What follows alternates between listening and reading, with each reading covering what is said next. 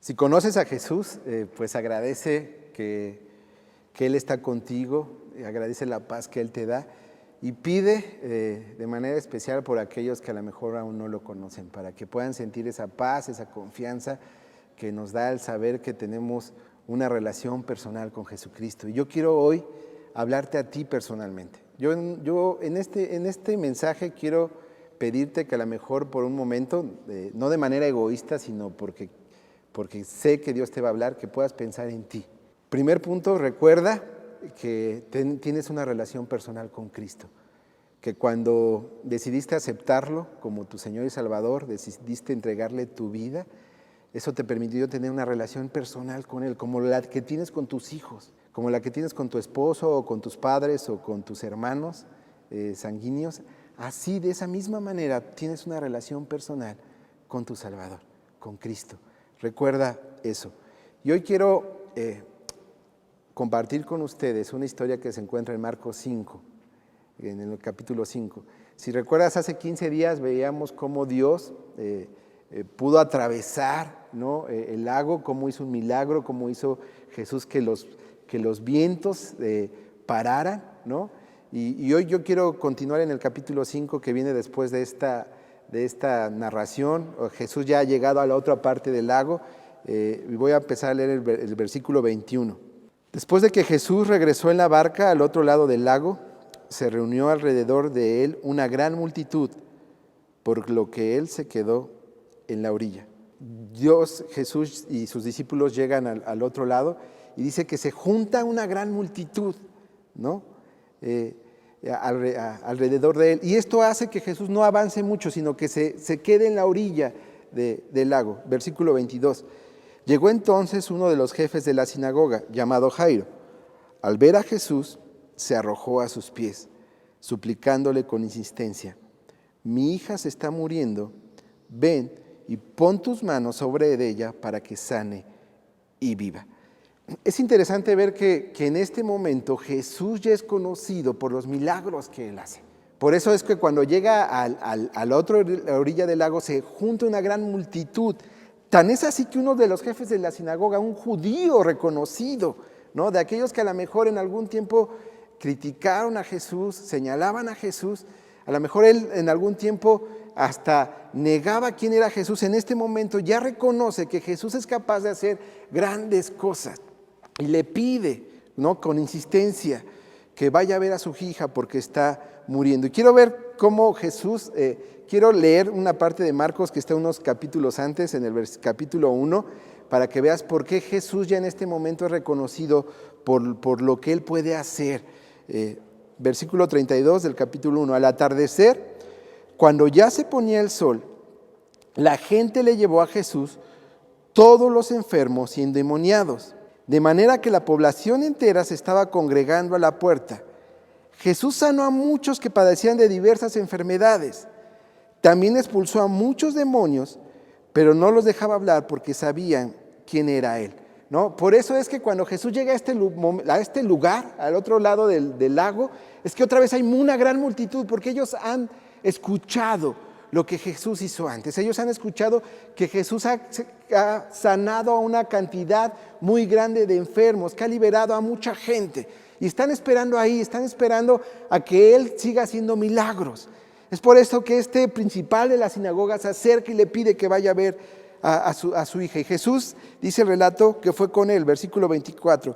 Jesús se fue con él y lo seguía una gran multitud, lo cual lo apretujaba. Entonces Jesús va con este principal de la sinagoga, pero la gente seguía atrás de él, mucha gente seguía atrás de él y lo apretujaba. Eso quiere decir que apenas si se podía mover. Es como cuando vemos a una gran personalidad hoy, que a lo mejor muchos de sus seguidores lo están esperando y no le permiten avanzar. Bueno, eso pasaba con Jesús. Versículo 25. Había entre la gente una mujer que hacía 12 años que padecía de hemorragias. O sea, Jesús iba rodeado de una gran cantidad de personas. Es como hoy vemos a lo mejor cuando, bueno, en esta fecha no, pero normalmente vemos que alguien famoso a lo mejor llega a un lugar, ¿no?, y una gran cantidad de gente se junta alrededor de él, tanto que no le permite caminar. Bueno, así estaba Jesús. Y seguramente había mucha gente con necesidad, ¿no? Esperando que Jesús hiciera un milagro en sus vidas. Pero entre esa gente, entre esa gran multitud, había una mujer, dice, que hacía 12 años, no 1, no 2, no 3, no 4, no 8, sino que tenía 12 años que padecía de hemorragias. Versículo 26.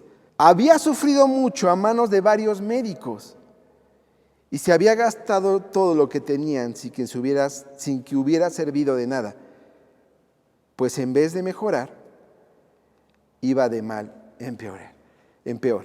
Esta mujer tenía 12 años con esta hemorragia. Había acudido a una gran cantidad de médicos. Nos dice que de alguna manera estos médicos la habían hecho sufrir, no sabemos por qué. Yo creo que intentaron muchas cosas con ella, pero en realidad no encontraban lo que pasaba en su cuerpo, no sabían cómo ayudarla. Y nos dice el relato que en lugar de mejorar, cada día iba peor. En un sentido, después de haber acudido a una gran cantidad de médicos durante 12 años, pues podríamos llegar a la conclusión que esta mujer no tenía una cura por medio de la ciencia, ¿no? Ya había acudido con doctores, ya había gastado todo su dinero, ya le habían hecho a lo mejor varios tratamientos, le habían dado varios medicamentos, bueno, en ese tiempo a lo mejor le habían dado varias pociones, no sé. Simplemente llega un momento en el que yo creo que esa mujer entiende que no tiene cura. Pero quiero que pongas atención en esto. Era una mujer que físicamente estaba mal, que físicamente estaba enferma. Padecía hemorragias durante 12 años. ¿Sabes lo que eso puede hacer a tu cuerpo? ¿Sabes lo que perder? Porque en una mujer cuando tienen estos periodos hay un debilitamiento de su cuerpo porque pierden sangre. ¿Sabes lo que físicamente quiere decir que durante 12 años has tenido una hemorragia? Eso quiere decir que físicamente eso te ha debilitado en muchos sentidos. Yo creo que era una mujer hasta que caminar le costaba trabajo. Yo creo que era una mujer que en medio de esa multitud era difícil para ella mantenerse porque físicamente eso la había abatido, ¿no? Y seguramente eso trajo a lo mejor otros problemas físicos. Durante 12 años físicamente había sufrido. Pero su malestar no era solamente físico, sino también social. Si tú revisas la ley, el Levítico, cuando una mujer pasaba por su periodo de menstruación, que es la de hemorragia, en ese momento se consideraba a alguien inmundo. Entonces esta mujer no podía tocar a nadie, porque si tocaba a alguien, no solamente ella se consideraba inmundo, sino lo que tocaba también era considerado inmundo, aún las personas. Entonces si ella tocaba su silla, su cama, sus muebles, esas cosas eran consideradas inmundas. Pero si ella tocaba personas, y la historia no nos dice, pero era muy posible que esta mujer tuviera hijos o esposo o familiares, esas personas también eran consideradas inmundas. Entonces podamos hablar que ella no podía tocar a nadie, no podía tocar a sus hijos o esposos o amigos, a nadie. En un sentido estaba viviendo un distanciamiento social como el que estamos viviendo hoy, pero aún más extremo. Tiene algunos, dijimos 4 semanas, 5, que a lo mejor por la situación que estamos viviendo no puedes saludar a nadie, no los puedes abrazar. Pero esta mujer no llevaba este distanciamiento social unas semanas, llevaba 12 años en la cual ella no podía tocar a nadie. Entonces su enfermedad no solo era física, sino también tenía un problema social, un problema de distanciamiento social. Hoy mucha gente quisiera estar rodeada de gente. Es más, si mucha gente de esa multitud hubiera sabido que esa mujer tenía una hemorragia, se hubieran alejado. ¿Te imaginas lo que es vivir así durante 12 años? No poder estar cerca de ninguna persona. Entonces era una mujer mal físicamente, era una mujer que socialmente también había pasado por ya muchos alejamientos, por mucha, a lo mejor hasta la gente se alejaba y corría de ellos. Es triste ver, por ejemplo, hoy que gente pide que los doctores se cambien de lugares o no quieran estar cerca de un doctor porque lo puede contagiar. Es triste ver eso, pero eso que vemos en nuestra sociedad pasaba en esa época. Entonces, cuando la gente se enteraba que estaba mal, seguramente también no solamente no permitían que les tocaran, sino se alejaban físicamente, socialmente. Pero era una persona que también estaba mal, muy mal económicamente. La Escritura es clara y dice que se había gastado todo lo que tenía. No nos dice cuánto tenía, pero nos dice que había gastado todo y sin que hubiera servido de nada. Físicamente estaba mal, socialmente mal, pero económicamente también. Seguramente era alguien que sufría para vivir el día a día, que sufría para conseguir el alimento necesario día a día. Tal vez tú hoy estás pasando por momentos físicos difíciles o por momentos social, a lo mejor es una gente que necesita la compañía de muchas otras personas. O a lo mejor también estás pasando por un momento económicamente difícil. Pero esta mujer llevaba 12 años en esta situación. No unos meses, sino 12 años. Versículo 27. Cuando oyó hablar de Jesús, dice la Escritura, se le acercó por detrás entre la gente. O sea, despacio se acercó a Jesús detrás y dice que le tocó el manto. Y ella pensaba, en su mente pensaba, si logro tocar, aunque sea su ropa, quedaré sana. A mí me lleva a pensar algo en esta mujer. Esta mujer, por un lado, estaba completamente desesperada, pero por otro lado, en su mente, estaba completamente segura de lo que Jesús era capaz de hacer. Porque ella decía, si tan solo lograra tocar su manto, y es importante, el manto no es nada, sino el manto solo representa quién es Jesús. No es que un manto pueda tener poder, sino es Jesús quien tiene ese poder y esa autoridad. Y aunque estaba desesperada, en su mente y en su ser, sabía lo que Jesús era capaz de hacer. Y lo tocó. Versículo 29 dice, y al instante cesó su hemorragia. Al instante ella misma sintió que en su cuerpo había algo diferente y se dio cuenta de que su cuerpo había quedado libre de esta aflicción. Por primera vez en 12 años, wow, esta mujer era libre. Cada cosa de su vida cambió por primera vez en 12 años al momento en que ella toca a Jesús. Esto nos recuerda que Dios es un Dios personal. Esto nos recuerda que Dios nos puede hacer libre de cualquier situación que estemos enfrentando. Quiero decirte una verdad esta mañana. Por cada dolor que pudieras tener, físico, emocional, social, económico, por cada desesperanza que tienes, por cada circunstancia que pudieras vivir, Jesús es tu única esperanza. Él es tu única esperanza. Nada más. Pero ¿sabes, iglesia? Este es el problema. Aunque muchos de nosotros decimos que Dios es suficiente, hasta lo cantamos, seguimos esperando en otras cosas.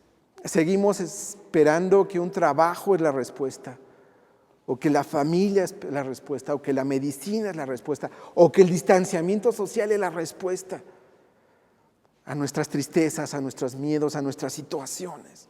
Pero no es así. Jesús es tu única esperanza. Y si viviéramos esto y si creyéramos esto, Jesús es tu única esperanza en cualquier circunstancia, en cualquier problema. Fíjate lo que dice Colosenses 1 acerca de Jesús. Versículo 16 y 17 dice, porque por medio de Él fueron creadas todas las cosas. O sea, por medio de Jesús fueron creadas todas las cosas. En el cielo, dice, en la tierra, visibles, las que vemos, pero también las que nos vemos, dice invisibles. Por medio de Él fueron creados ya sean tronos, poderes, principados o autoridades. Todo ha sido creado por medio de Él y para Él. Él es anterior a todas las cosas que por medio de Él forman un todo coherente. Jesús es nuestra única esperanza.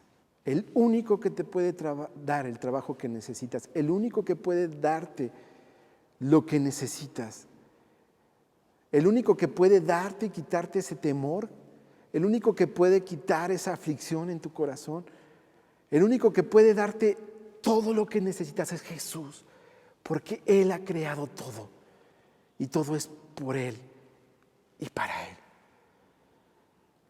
Deja de tener tu esperanza en las cosas y ten tu esperanza en el que lo ha creado todo. No sé qué necesites en este momento. A veces ni tú sabes, pero el que lo sabe es Jesús. Que Él sea tu única esperanza. Piensa como esa mujer en su mente, en su ser. Si tan solo tocara, si tan solo creyera en Jesús. Y esa es una verdad. Para cualquier dolor o cualquier desesperanza o cualquier tristeza o cualquier circunstancia, Jesús es la única esperanza. Y si solo lo has cantado, créelo. Créelo. Versículos 30 de Marcos 5 sigue diciendo: al momento, o sea, la mujer toca el manto, sabe que su hemorragia ha parado, lo sabe. Versículo 30, al momento también Jesús se dio cuenta de que de Él había salido poder. ¿No? Jesús va caminando y sabe que algo ha pasado. Dice, así que se volvió hacia la gente y preguntó. Se detiene Jesús y pregunta a la gente que va detrás de Él: ¿quién me ha tocado la ropa? Y fíjate lo que van a decir sus discípulos. ¿Ves que te apretuja la gente? Es como diciendo, pues mucha gente te está tocando, le contestaron sus discípulos. Y aún así preguntas, ¿quién me ha tocado? O sea, porque es verdad, a Jesús en ese momento lo está tocando mucha gente, pero sabe que hay alguien diferente. Sabes que hay alguien ahí que en su ser ha creído totalmente en Él. Versículo 32 dice, pero Jesús seguía mirando a su alrededor para ver quién lo había hecho. Y aquí está otra verdad, iglesia. En un mundo de enorme necesidad, y no solamente tenemos necesidad en este momento. Durante estas semanas, por ejemplo, nos hemos enterado de mucha gente que está enferma de cáncer. No solamente en este momento, sino que en los años anteriores hemos visto cómo gente cercana a nosotros ha enfermado de cáncer. Y cómo a lo mejor es muy probable que terminando estos momentos de cuarentena, estos momentos de pandemia, esta enfermedad va a seguir. Y otras. O sea, cada día que vivimos hay miles de necesidades alrededor del mundo. Constantemente estamos orando, no solo en esta época, sino estamos orando constantemente por gente que está pasando por momentos difíciles económicamente, o por gente que está pasando por momentos difíciles en su matrimonio. En realidad es que vivimos en un mundo de extrema necesidad siempre. No es que en este momento solamente, sino siempre. Aunque han muerto tal vez mucha gente por COVID, aún no se acerca a la gente que muere cada año por hambre. Vivimos en un mundo de extrema necesidad siempre, pero la segunda verdad es en un mundo de enorme necesidad, Jesús siempre se detiene por ti. No por los demás. Yo quiero que pienses, Jesús siempre se detiene por ti. Jesús siempre se detiene por aquel que tiene fe. En un mundo de necesidad, Jesús siempre se detiene y da una respuesta.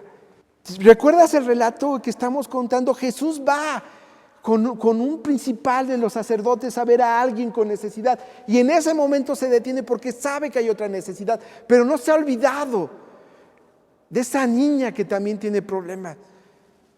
En un mundo donde hay mucha necesidad, Jesús siempre piensa en ti.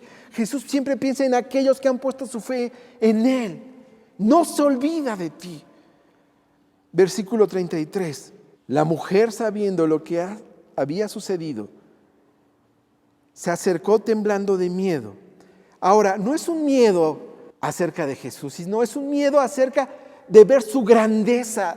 Es un miedo porque reconoce que está ante el Dios hecho hombre. Es un miedo reverente, como el cual tú y yo deberíamos de tener, con el cual tú y yo deberíamos de tener cuando nos acercamos en oración. Reverencia ante nuestro Dios. Y dice que arrojándose a sus pies, le confesó toda la verdad. ¿Qué verdad? Que había tenido fe en Él, que confiaba en Él, que sabía quién era Él. Se arrodilló y le dijo. Y fíjate la respuesta, las palabras que Jesús le dice a esta mujer. Hija, tu fe, ¿qué? Tu fe te ha sanado.